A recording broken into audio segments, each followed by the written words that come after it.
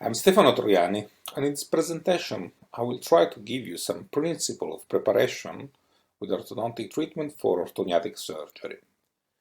Goes without saying, this is a base course and this topic is very ample, so I will try to give you what I deem to be the fundamental principle of preparation for orthodontic surgery. However, for a more deep analysis of these principles, you have to take further education because this is just a part of a base course. I've identified 8 basic principles that are indispensable to achieve a proper orthodontic preparation for orthognathic surgery. They are the following 8. Number 1, achieve symmetry of canines in the upper and lower arch. Number 2, achieve ideal sagittal positioning and torque of the incisor with respect to each skeletal base.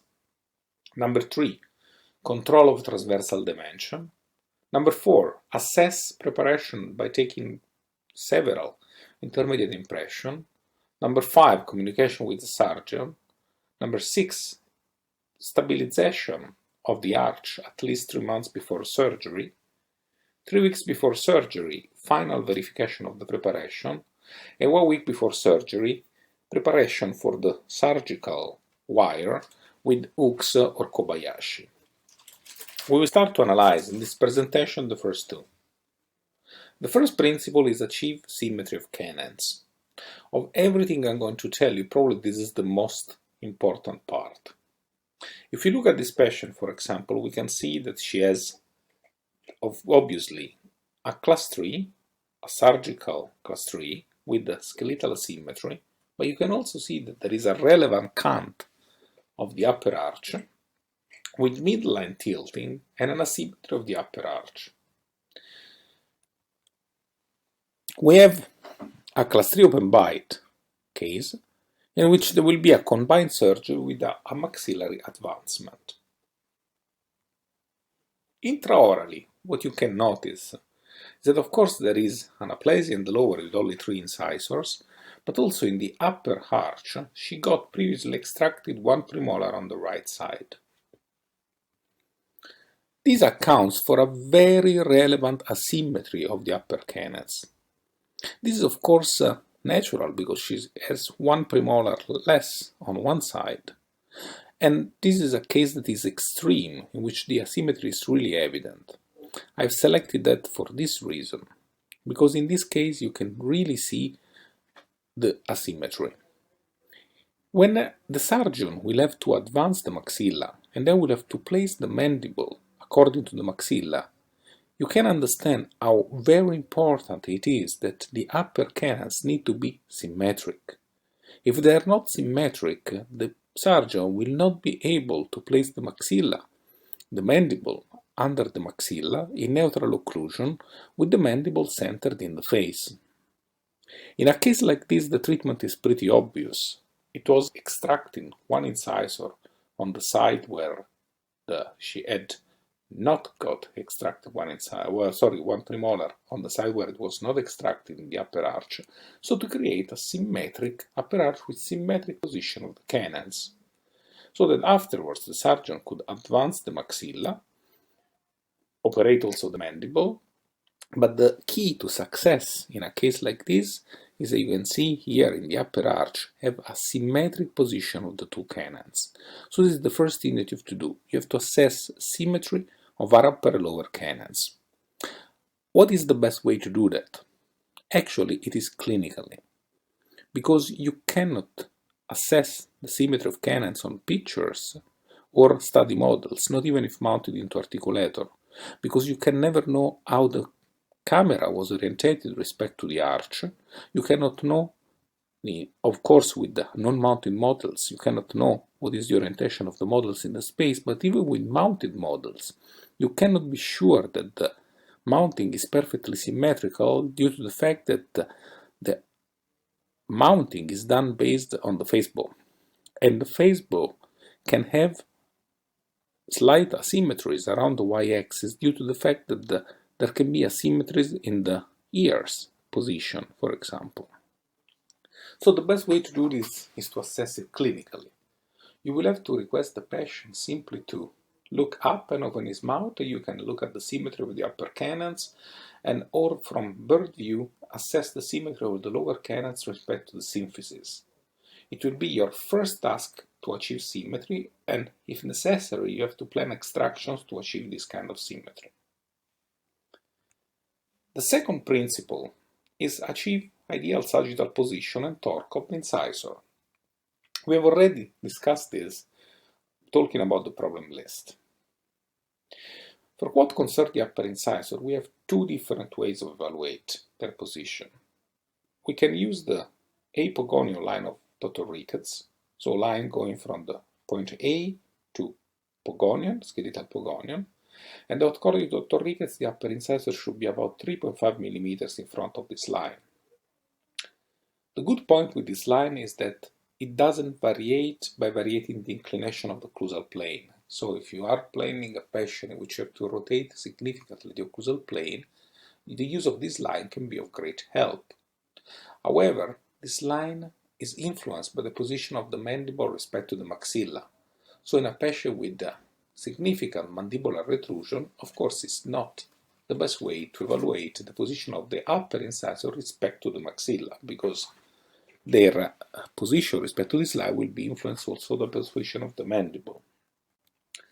A better line has been identified by Dr. Mirko Raffeni and Renato Cocconi that tells you that ideally the upper incisor should be on a line that traced according to true vertical going through the anterior nasal spine with the radiography taken in natural posture.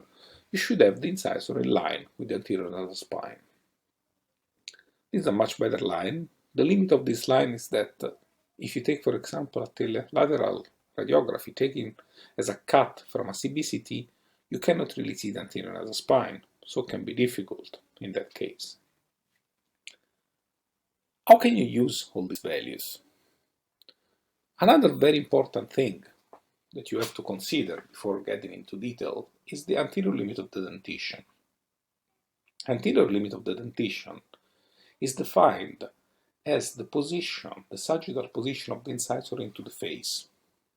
In order to evaluate this, you need to take a picture of the patient on a lateral profile smiling, so you can assess the position of the incisor in the face. If you trace a line according to the true vertical going from the soft tissue glabella, you should meet the anterior border of the upper incisor. In this case, you will have an ideal position of the incisor in the face. In a patient like this, for example, it is obvious that the incisors are protrusive with respect to the ideal position. In a patient like this, it is obvious that they are retrusive. I will take you this patient as an example of how to use these values.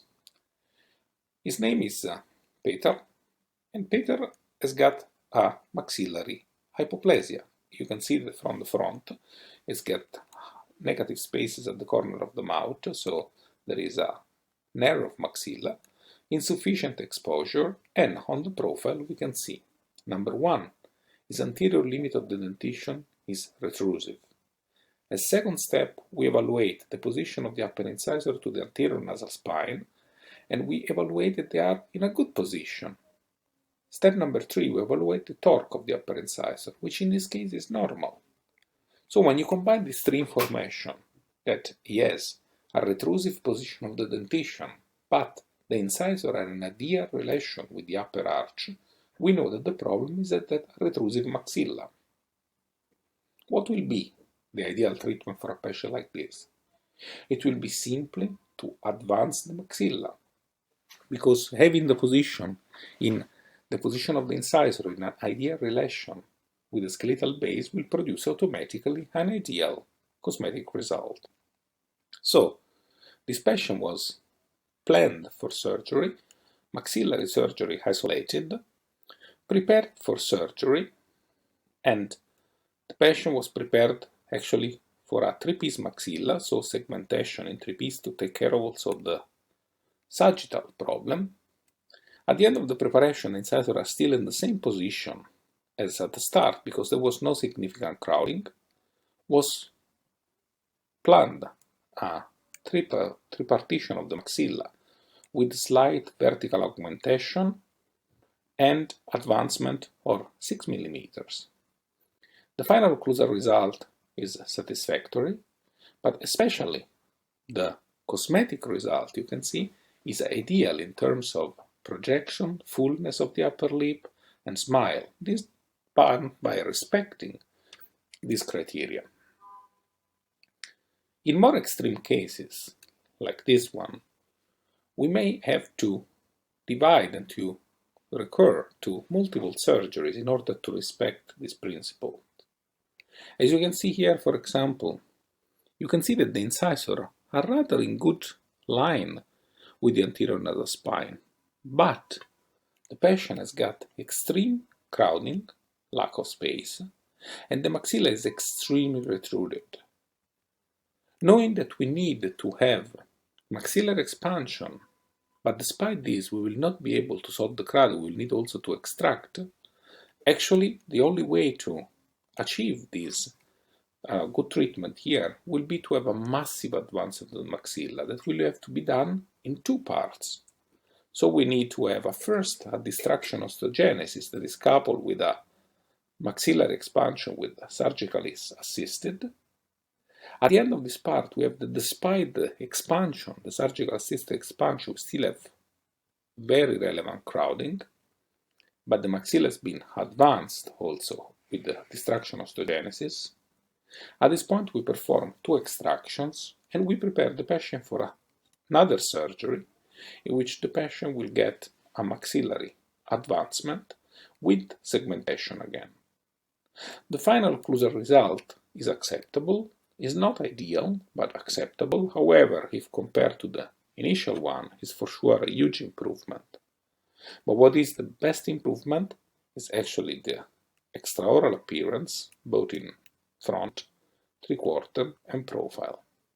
So, achieving a good harmony of the incisor with the skeletal base is the most important part to achieve a good profile and a good aesthetic of the patient after surgery.